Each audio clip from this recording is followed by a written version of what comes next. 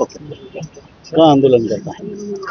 मनमाड कृषी उत्पन्न बाजार समितीचे कर्मचाऱ्यांचं जे थकीत वेतन आहेत, 1 महिन्यापासून वेतन थकीत आहेत, ते वेतन पण दिलेलं नाही. दुसरी गोष्ट म्हणजे दरवर्षी जो सानुग्रह अनुदान म्हणजे दिवाळी बोनस मिळतो, तो सुद्धा कर्मचाऱ्यांना दिलेला नाही. आणि त्याचप्रमाणे जी महागाई फरक रक्कम आहेत, त्यानंतर वाढ आहेत, ही सुद्धा कर्मचाऱ्यांना दिलेली नाही. जाणून बुजून सभापती कर्मचाऱ्यांना विठीस धरताय आणि कर्मचाऱ्यांचा आर्थिक त्यांची कोंडी करण्याचा प्रयत्न हा होतोय.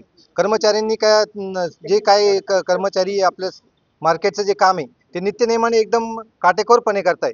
सभापती मार्केटमध्ये कधी येऊन सुद्धा बघत नाही. 6-6 महिने झाले आजपर्यंत सभापती असेल, उपसभापती असेल किंवा संचालक असेल, मार्केट कमिटीच्या या आवारामध्ये सुद्धा आलेले नाही.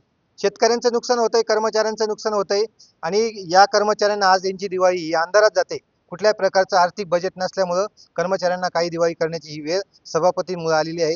तर आमची प्रमुख मागणी आहे की सभापतींनी त्यांचं राजकारण त्यांच्या बाजूला ठेवावं.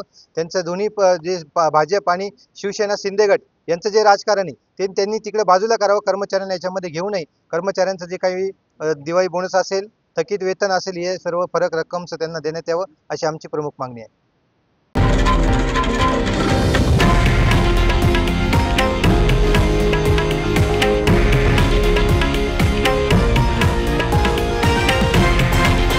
हे आहे देशातील नंबर 1 न्यूज नेटवर्क आणि आपण पाहत आहात TV9 मराठी, एकमेव.